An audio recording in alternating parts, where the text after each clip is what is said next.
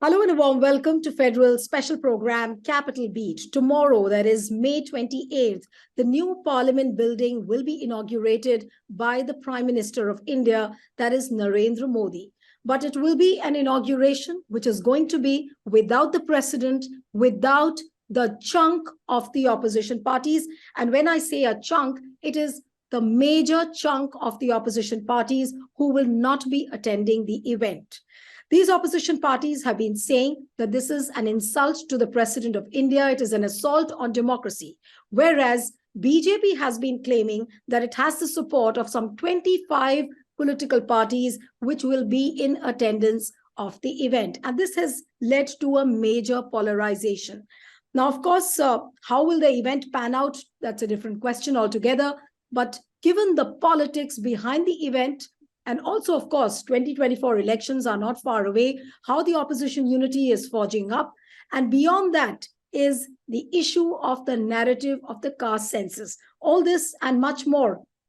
Today on this special interview, we have RJD Rajya Sabha MP Manoj Jha with us. So thank you so much for joining. It's a real pleasure to have you on the program. And though we've been chasing you for quite some time, but finally the day is there and you're here.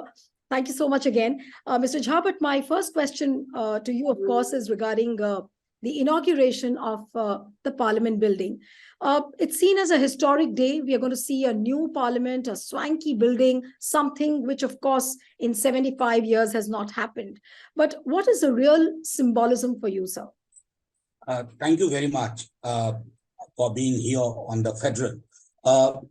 Must tell you, tomorrow it is being inaugurated. Are we happy about it? The way things have unfolded? No, certainly not. We are not very happy about it. We are not very happy about the fact that we are not going to be part of it. But you know why? That gives us a larger question to look through and look at. A parliament is not simply just a building. I have been saying this. Parliament is a space meant for deliberation, meant for legislation. And that necessitates that what is the idea behind the making of the parliament? It is Article 79 of the Indian Constitution, which unambiguously states that the union shall have a parliament, which shall consist of Honorable President, Council of States, and the House of the People. In our case, President, Rajya Sabha, and Lok Sabha. Now, a new building for parliament is meant for legislation and deliberation. Where does Honorable Prime Minister come in this picture? He is the leader of the House of the People, that is Lok Sabha. In the Rajya Sabha, we have leader of the House, Mr. Piyush Goyal. So, if you look at the architecture of the Indian Constitution as it evolves through, the Constitution of India, it tells you very clearly that who is at the top. Honorable President. I mean, Prime Minister Sahab has lot many things to inaugurate. He doesn't miss a day where a Vande Bharat train is not inaugurated. I've never seen any prime minister inaugurating almost everything, taking away the job of district magistrate and railway minister and so on and so forth. We are not worried about it. Mr. Prime Minister thinks that he should be in the news. His picture should be in the news 24/7. But this building, meant to be the Indian Parliament in coming days, this building had a different grammar altogether, has a different grammar altogether. By not following the protocol, the tradition, Honorable Prime Minister has actually taken a regressive journey, whereas the nation wanted him to take this country to a progressive journey. Look at the fact, Honorable Chairman of Rajya Sabha, the Vice President of India, is not part of it. President, already I have spoken. So ultimately, this is a kind of akin to, similar to a brazen, I would say, seizure of control, brazen control of legislature by the executive, which no parliamentary democracy would ever agree and clap for. That's what I wanted to put my opening remarks before you. Right.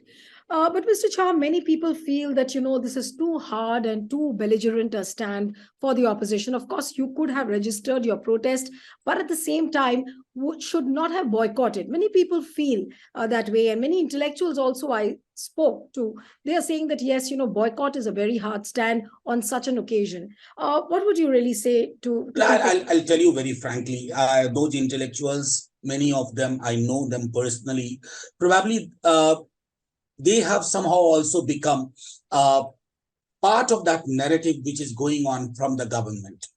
I have been saying this of late and repeatedly so, that Honorable Prime Minister has been very successful in colonizing, ideological colonization of 20% of people at least in this country. That ideological colonization tells people that, look, what is wrong in it? I mean, the one choice was with us to hold a placard and oppose this occasion by being inside. That would not have, that would have further denigrated the occasion, demonized. I mean, we actually decided in all civility to stay away and give a message. I have personally been on behalf of my party, my leader Tejasvi Yadav. We have been begging Honorable Prime Minister, sir, you can still course correct. This occasion shall not confine only to 28 May 2023. After 10 years from here, when the history is written, they shall be very harsh on it. They may not behave in the same manner as mainstream media is behaving as of now, as if we are the villain. Believe my words, mark my words today, that when the history records, the villains shall be the people who are advocating that Prime Minister has all the reason to inaugurate and it doesn't undermine democratic values, constitutional propriety, or the fibers of constitutional morality. Now, the choice is between these two kind of paradigms. We stand with the Constitution or we stand with the so-called leader who doesn't care about the tradition or constitutional values. And we exercise that choice diligently and without any malice towards anyone. But Mr. Jha, has BJP not really understood what is written in the Constitution? They very well know what Article 79 of the Constitution states, but BJP spokespersons repeatedly, who have come on my earlier shows and on panel discussions, they have been saying that where is it written in the Constitution that the President of India has to be called and the inauguration cannot be done by the Prime Minister? What would you say to a brazen stand like this of BJP? I can only wish them that they should get well soon. There are many things which are not written. The other days, one anchor asked me about legality of it. There is nothing illegal in Prime Minister inaugurating it. But this is unconstitutional. There is a difference between legal aspect and unconstitutional. And Constitution and its working does not only go by what is explicitly written, it also goes by the tradition. And our parliamentary democracy values a lot on tradition. There are many things. 0 hour is not written, but we have 0 hour. Now, these have emanated through the tradition. The irony is, and the unfortunate irony is, that the present day BJP and their ecosystem probably they believe they have a huge, in fact, disregard for tradition, morality, propriety, and I cannot fight with them because they go by WhatsApp forwards. Right. No, Mr. Jha, you're right. And you do have a merit in what you're saying. But this division between the legality and the constitutionality and a complete apathetic attitude towards the traditions, towards the protocols. Now, for a party, like, for example, yesterday, there was a petition inside the Supreme Court where they had said that they were seeking a direction from the Supreme Court to tell the President of India probably, to go ahead with the inauguration. And Supreme Court also did not entertain that petition. So in times like these, when there is so much of stress on legality and there is a complete nonchalance towards these protocols and these traditions. So is this larger fight now going to be about preserving these traditions, these protocols, whereas the majoritarian party, which is stressing so much on the legality? Look, the fact is, in the petition filed in the Supreme Court, did any political party sign in? No. It was an individual petition, and we had nothing to do with it. We respect what the court said. Our concern is simply, for instance, I'll tell you, when we rise to speak in parliament, we say, Honorable Chairman, sir, or Honorable Chairperson. Do we find it anywhere written in the Constitution? This is a tradition. And at one point of time, I remember a senior member of the cabinet violated this, and he said something called Mr. Chairman. And the chairman looked at him without saying anything. He corrected himself. Why did he correct himself? Because there is a tradition. Now the fact is, your constitutional edifice is coterminous with the idea of parliamentary democracy in India. By each one of such steps, what you are doing, you are actually pushing the legislature in the backdrop. Executive is everything. Look at the decision of this government.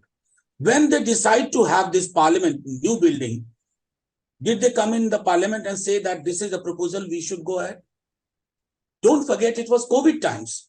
None of the nations in the world went for this kind of expenditure when life had to be saved. Can we forget those images of migrant workforce or the dead bodies on the banks of the river? Now, in those circumstances, you chose this. That's why I say in a lighter vein that no matter how my prime minister dislikes the Mughal culture, the Mughal tradition, there is a great Mughal in him who loves to see his name 24/7 everywhere, on a train, on a building, government building, which a DM could have inaugurated, or on a parliament like this. Now, this is worrisome. Are we degenerating into a kind of quasi-monarchy? Look at that Rajdand. WhatsApp forwards. Coming to that. Yeah. Going on. I'm just saying that it's not only about, we have no personal grudge against Honorable Prime Minister. He's democratically elected leader. So because he's a democratically elected leader, he should respect the corridors of democracy, and that pass through the parliament. Now, this is simple request from Honorable Prime Minister with no grudge. With no grudge. He's my Prime Minister too. Can't I ask him to go for a course correction? Can't I ask him to put everything else beneath the idea of parliamentary democracy, the supremacy of the legislature? Are we demanding too much? We are not demanding moon. We know what we are demanding, what we are asking for. Just to don't damage this architecture. You have done enough. But many people would say that just on the basis of the fact that the president of India is not inaugurating, there's a whole section of people who's villainizing the opposition. And across the media, they are saying that, look, opposition is boycotting. They don't believe in the pride of the country. This is the pride. New parliament is the pride of the country. So what would you really say? I would just request you to go back a little bit in history, say 1 or 2 years back.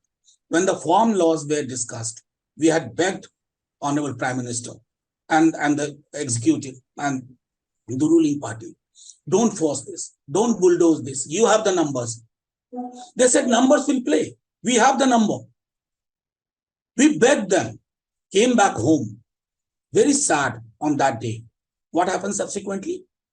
The PM had to apologize because there were massive protests in a major part of North India.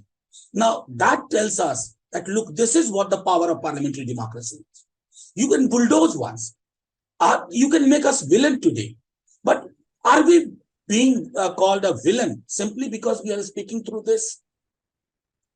My simple question is, you can't call us villain simply because we want you to respect this book.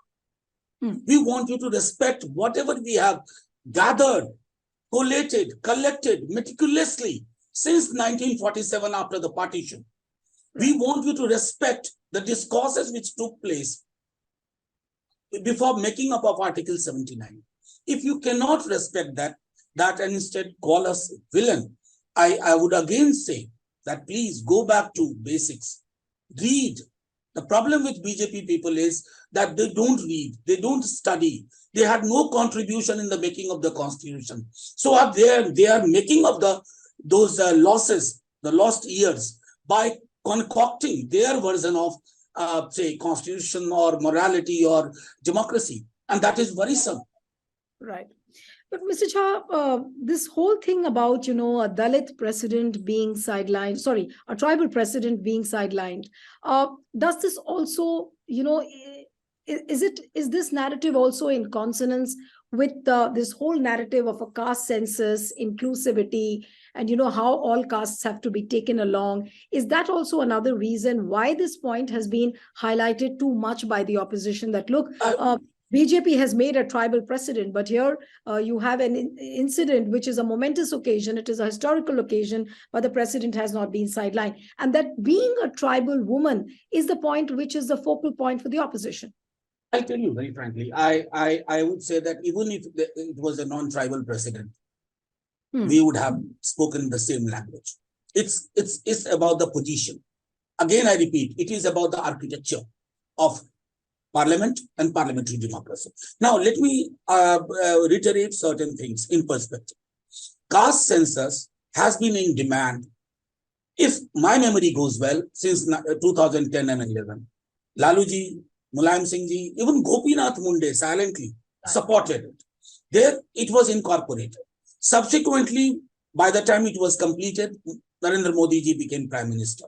And I myself asked several times in the parliament, what happened to that data? I was told it has got corrupted. In a lighter vein, I also asked a counter question that whether the corruption is in the data or in the mind, which collects the data. Now, then subsequently, Tejasvi ji, Nitish Kumar ji, we had a unanimous assembly resolution. We came and met Honorable Prime Minister also. He remained silent. Caste census is integral to the idea of realization of justice and social justice for all. 1931 census was the basis for Mandal Commission. The rough idea was 52%. If you look at 1931, subsequently Pakistan and Bangladesh were formed. So that data needs to be revisited. A scientific data, contemporary data. That's why we have been demanding. Now, the third point, after the Supreme Court judgment on EWS, the ceiling issue, which came through Indira Sahni or Balaji, that is redundant, null and void. So it amounts to revisiting, collecting data, and then looking at the idea of affirmative action, or you call it, loosely we call it reservation, with a fresh eye, going by the share in the population and then making sure that people have that kind of representation. It has nothing to do with what happens today on this inauguration issue. This shall continue because there is a traction for it in South, North, East, and West. The only political party which is obstructing it is Bharatiya Janata Party. I don't know why are they afraid of numbers. They have built a fictitious paradigm of Hindutva, but Hindu means Dalit, Bahujan communities. They want employment. They want food. They wish to have a check on inflation. They want a peaceful neighborhood. Now, these are the issues which you feel will threaten your kind of majoritarian politics. And we simply ask you, who is this majority? So is it— Tell us the caste. But Mr. Jha, when you talk about the caste census, and you very well know that BJP is trying to avoid bringing in a caste census, it will never do that, at least not in the near future. It's not going to do it because it will expose them badly. But the thing is that how will the opposition use this for 2024? Are you going to help the people regain some kind of a consciousness on this? Are you going to awaken the consciousness amongst the people through your campaigns, through your narrative? How is it going to really play out? Because Bihar government tried to do that, but there is a setback from the court then. Look, I know there shall be setback. A section of media is abhorrent about it. They speak all kinds of things about it. We had also a setback, which certainly is not a setback for a government alone. It's a setback for 85% of our population, that their concerns are not being heard. And we know the stumbling blocks have a particular background, whether they sit in judiciary, whether they sit in executive or bureaucracy or legislature. Their background have shaped their mental attitude towards these things in a manner which I think will take time to break. But thankfully, things are the churning is taking place. It's not simply an electoral issue for us. Let me put it very clearly. Whether we win or lose, this entire issue of caste census is going to stay. It means cleaning the system, revisiting the system, making sure that 85% of the people, they don't have to struggle to get represented. Now, so that's why this is much more than a electoral plank or manifesto issues for us. Certainly, it is creating traction, as I said earlier, in Tamil Nadu, in Telangana, in Odisha, in Bihar, in Jharkhand. So people will understand why BJP doesn't go with the idea of caste census. Maybe BJP will have nightmares of Mandal days, because whatever they tried to do through this majoritarian agenda was thrashed by the churning caused by the Mandal Commission report. Maybe you would see that people will realize that critical consciousness, that look, food matters, employment matters, and for all that to happen, number matters.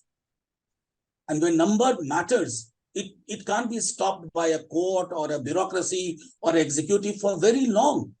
You can only delay, you can never deny. Right. But coming to, again, back to the parliament inauguration, and you were talking about the symbolism of the golden Sengol.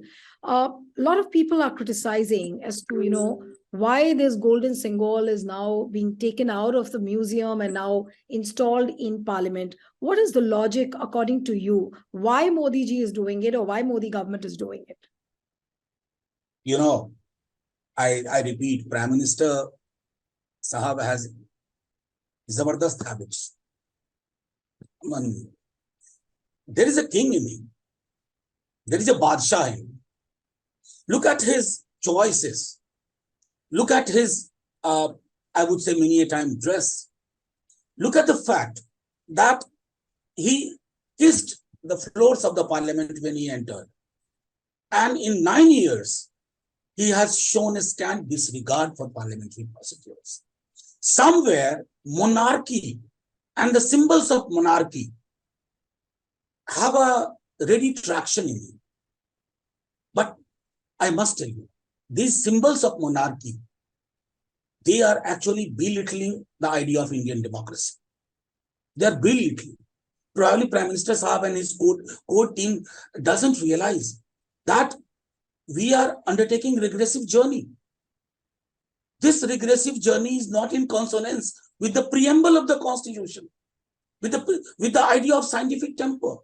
I just imagine counterfactually, if Dr. Bhimrao Ambedkar is watching all this from somewhere, Nehru, whose death took place today, if he is watching it from somewhere, or for that matter, Mahatma Gandhi, what would they think?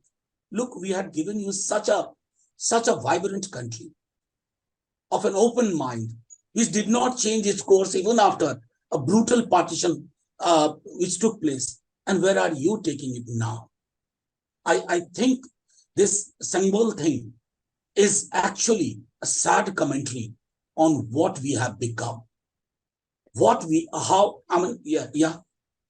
No, I'm saying that tomorrow, since the parliament is going to be inaugurated, the new building will be opened up with new symbols, of course, like this Sengol, which is going to be placed. Would you say that this moment tomorrow will really be the marker of the history, what history was in all these years, and where history is going to move forward from now under the Modi tenure? History also had Reichstag was burnt in Germany. That was also history. Do Germans remember that history now? No. There was a time when nobody could listen anything against the Führer. There is a time nobody wants to entertain anything about the Führer. My only concern is that Honorable Prime Minister, sir, I repeat and I request that what you are doing tomorrow, you must think twice. Is it in sync with the idea of Indian democracy? Is it in sync with the course we charted out for ourselves in line with the spirit of the Constitution? Prime Minister Sahab, no matter how much your people tell you, the loud voice which shall come from everywhere. No, this is not the kind of democracy we had envisaged. And certainly, this is not the kind of occasion we should be celebrating. We must keep on asking questions, because that is the foundation of our parliamentary democracy. And the irony is, unfortunate irony, I would repeat, that the Prime Minister Sahab and his BJP doesn't like questions. They love monologue. They don't mind, they don't like dialogue. And if you don't like dialogue, believe in monologue. Parliament is not for Man Ki Baat. That course you have chosen for you through radio. I wish you good luck. But Parliament is not Man Ki Baat. It's about Jan Ki Baat. Enough of I, me, and myself. Look through the prism of we, ours. Their Prime Minister Sahab and his team falls much, much short. If you look at the parliament strength, of course, 60% of the parliament strength is talking about preserving the democratic ideals. It's preserving the constitution. But here you have a party, which is, of course, the party in power. It doesn't have that kind of numbers. I'm talking about the total percentage. But the kind of narrative which they built, the people, do you think that, I'm not talking about the parliamentary strength. I'm talking about the chunk of people who will be taking in, who will be imbibing these kind of the narratives which Modi government is doling out, and the narratives which is being extended by the opposition. How many takers would you really think would there be in the country, when you talk about preserving the constitution, preserving the democratic ideals? I mean, even amongst the common people. Tell you, it's a very difficult phase for our democracy. I must admit that. Very difficult phase. And what I said earlier, I wish to revisit. Prime Minister Modi ji has been successful in colonizing at least 20-25% of the mind. But it's still only 25% of the mind. I'm not talking about electoral arithmetic. That was in the last election, 37 to 38%. This ideological colonization, where Modi ji in his politics is colonizer, and the people's mind have been colonized. I think opposition and all like-minded people have to undertake a decolonization exercise of minds. That's not a one-day job. That shall continue for long. Even when we win 2024, I think the cleansing will have to be rather more rigorous for many more years. Secondly, in one of your questions, I couldn't respond that time. You said 21 parties are not participating, 25 are participating. I would request you to check those 25 parties. Sometimes they make a goof up. Even registered political parties who have no presence at all, their name figures in that 25. That in itself tells you that Mr. Prime Minister and his team is hugely worried. Imagine the world.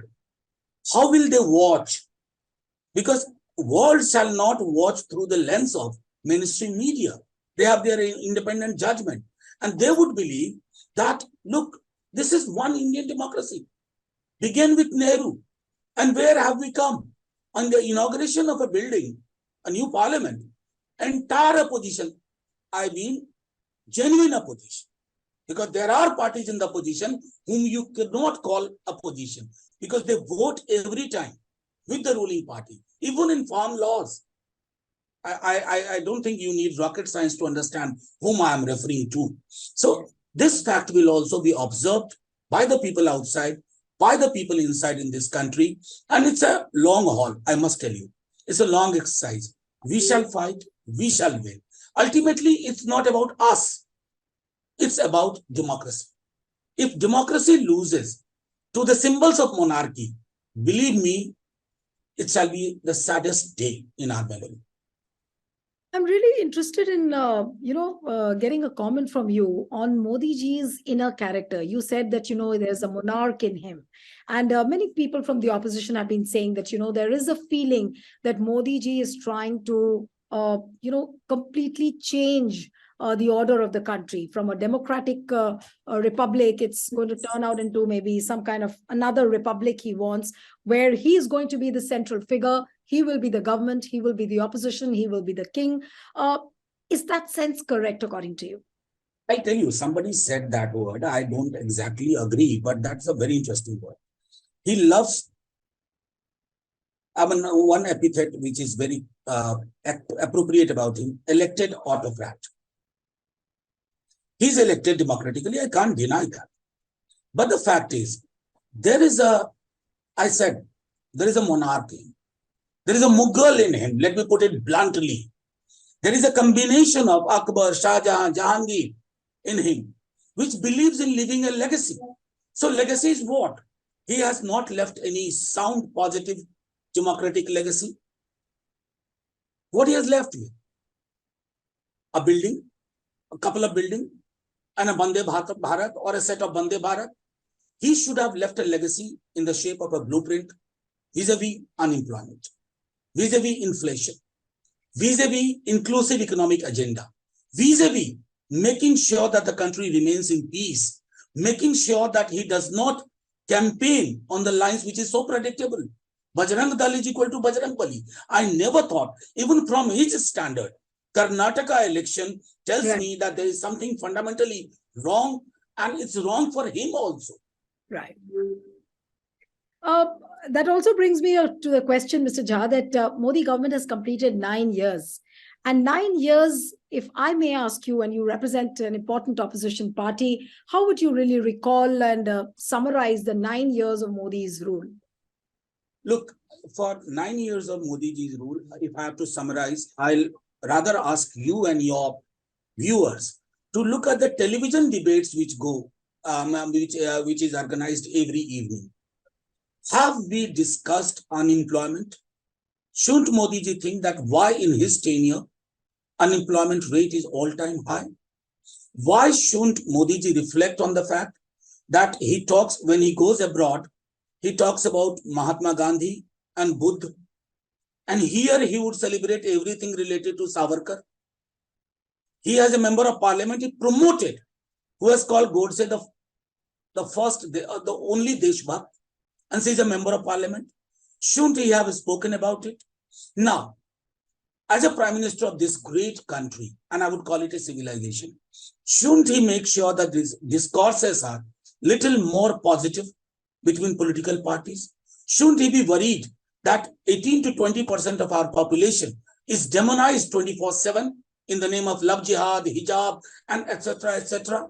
Shouldn't we be worried, the prime minister himself, that the people who get down to sewer and clean it, they are mostly, overwhelmingly from the same caste? I mean, these are the kind of issues. I've just listed a few. If Prime Minister Saab looks at it, he would certainly not celebrate 9 years in power, because there are 900 questions where he has remained silent. And what to say? That the first Prime Minister in independent India, 9 years, not a 9-minute press conference. It is worrisome, even from his standard. Right. So, from whatever you are saying, is there a feeling that, because when Modi ji travels internationally, he talks about Gandhi, he talks about Lord Buddha, and he does also talk about democratic ideals and democratic principles. So is he wearing the democratic ideals as a badge, which is going to be used globally and universally, but domestically, as you say, that there is a Mughal in him, there is a king in him. So it's a domestic Modi and a global Modi for two different audiences. Even global Modi, I would say, if he wears it as a badge, the badge is actually properly not shaped, or it doesn't show much. I'll tell you, you go abroad and say 70 years, nothing happened in this country. Aren't you denigrating me, my parents, everybody in this country, the scientists, the doctors, the engineers, the laborers, the farmers, and all previous prime ministers, every clerk, every peon in different parts of this country? I mean, this kind of paradigm only comes from a king. This kind of position, that I am a new king and all previous kings were bad, they were not kings. And you are also not a king. So Prime Minister Saab, I mean, 28th tomorrow, I'm told it's Savarkar's birthday also. And I've been requesting, if you have consciously decided 28th of May because of Savarkar's birthday, please next time have the audacity when you go to international platform, tell the world that you are from Savarkar's country. They'll ask you, who Savarkar? Then you will have to tell them about Kapoor Commission also. because Savarkar and Gandhi cannot exist in the same frame. Right. That's why I'm telling Honorable Prime Minister that these kind of anomalies coming from your persona, your politics, is not good even for you. Forget us. We are in a position. You are not going to leave a legacy which shall be celebrated by the people, shall be remembered by the people 25 years from today. That should worry Honorable Prime Minister. Last one or two questions, Mr. Jha, about the opposition unity, because the countdown to 2024 elections have begun. And today we are talking. And next year, by this time, I think the new government, of course, is going to be formed. What is really happening? Is opposition really hopeful of coming up with a narrative which can powerfully counter the Modi government? Look, there is a movement going on this front. And it is not driven by one party. Almost all political parties have decided to come together. There are certain hiccups, and these are natural hiccups, which happens when you build or stitch an alliance. 77, they were much more bigger. But would you call these hiccups as roadblocks also, as some sections of media bring it out? Some section of the media, you know whom you are referring to. They at times appear more worried of opposition unity than BJP itself. So our concern is not that. Our concern is these are hiccups. I won't call roadblocks. As a student of politics, I have seen bigger hiccups in 77. No less hiccups in 2004. And I have been advocating it on different platforms that probably 2024 shall be a mix of 1977 and 2004. For that to happen, we need to have an agenda. The process is going on. We are collecting. We have started meeting people. Different people are meeting different people. A progressive agenda shall come. And that progressive agenda will not talk through fiction, through a doable, actionable points that this shall be done in 6 months. This shall be done in 3 months. That kind of thing, unlike the jumlas which have been given by the Prime Minister's party in last 9 years. This will take time, but I can assure you, 2024, the idea of all opposition party is to make sure that 80 to 85% seats, we have 1-on-1 with BJP. If that happens, I think certainly BJP should be prepared to sit in opposition. But with this 1:1 formula, do you think that it's going to be so easily workable? Of course, that was a formula which was tried in 1977 as well. But do you think that's really going to be a workable formula when we cannot see parties like Aam Aadmi Party and Congress coming together? Say, for example, yesterday, Arvind Kejriwal sought time to meet Rahul Gandhi and Mallikarjun Kharge. But still, there is a huge opposition within the Congress, whether, Rahul Gandhi should be meeting. So when there are, what I mean to say is that when look, Niluji, if it was that easy, if it was that simple, you would not have asked me this question. If this forms a question, that means, yes, there are certain hiccups. But I assure you, everybody is concerned. Not all political parties, they are not looking at their own personal biodata, their CV. They are looking at the possible CV of this great nation, which, if we lose the plot in 2024, probably, I think we should be prepared not only to say, go for an obituary of the constitution, for the very idea of democracy. I mean, that obituary should also be ready. So every political party knows this. Wait for some time. Very crucial discussions are taking place in every part of the country, north, south, east, west. There shall be some give and take. And the idea is to have a co-traveler kind of paradigm. I mean, working together. Okay. In certain region, one is in the car driving, another is sitting with him with the seat belts on. Okay. That kind of arrangement shall be worked out. So that arrangement, what I'm trying to understand from you, is going to be specific to the states. It's going to be tailor-made according to the various states, according to the strength of the regional parties. I can't spell out everything because I'm not privy to every discussion. But the fact is, 2024 probably will give you surprises like 77 and 2004. So it's not going to be an easy run for BJP in 2024 as it was in 2019 because they had this Pulwama and Balakot. What if they come up with something like that? Satpal Malik ji has spoken about it. And interestingly, and I would say unfortunately, we have not got any rebuttal from the government quarters. Any rebuttal. I don't know how people say very Majboot Pradhan Mantri is strong. There was a meeting of G20 in Kashmir.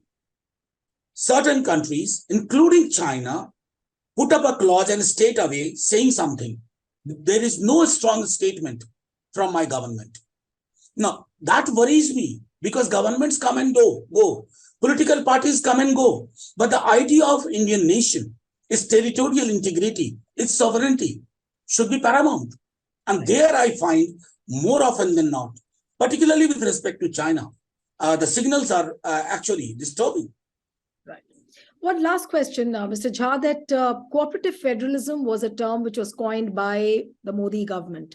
Today, NITI Aayog meeting, we've heard that some 6 to 7 chief ministers are boycotting it. What is this commentary about this cooperative federalism, this word which was coined, but probably not implemented in letter and spirit? Ideally, this question should have gone to Honorable Prime Minister, not to me. But I know he won't face questions. He doesn't take questions. I know. He doesn't take questions. I mean, he loves monologue. Like and he's so much in love with himself. So what I want to say that, look, certain state governments, chief ministers are attending. In the next meeting, the number of CMs staying away could be bigger. What is NITI Aayog? You have made these meetings a ritual. States are very disturbed about matching grant issue, GST compensation. Now, these are the questions the governments are supposed to act on. What you have done, it's not cooperative federalism. You are working on an idea of a very arrogant federalism. Ahankari Sangwar. So Supreme Court judgment came on Delhi. Within 48 hours, you brought an ordinance and disturbed the very idea which was proposed by Honorable Supreme Court, that the elected government, you made that elected government, useless, null and void, their powers. Now, you are trying to do in several other states. Manipur is the latest example I'm telling you. It gives me goosebumps even now.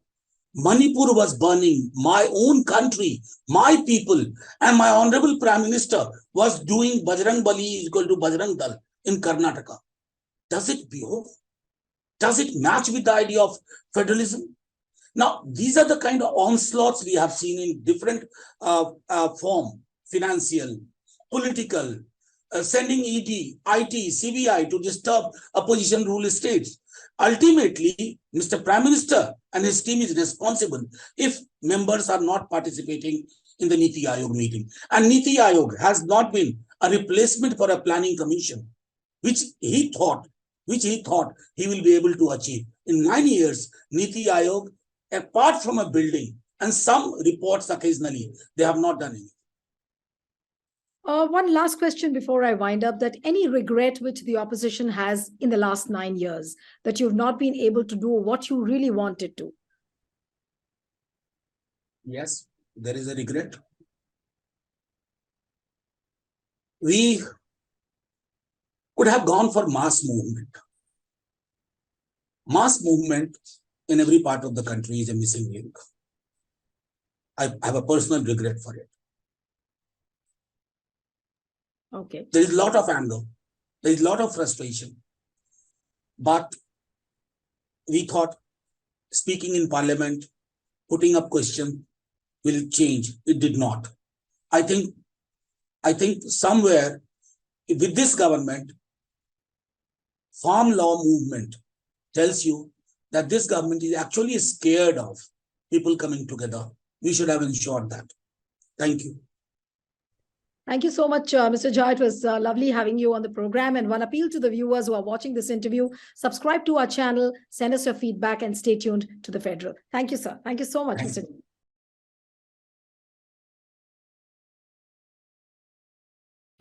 Subscribe to the Federal's YouTube page for more news and updates.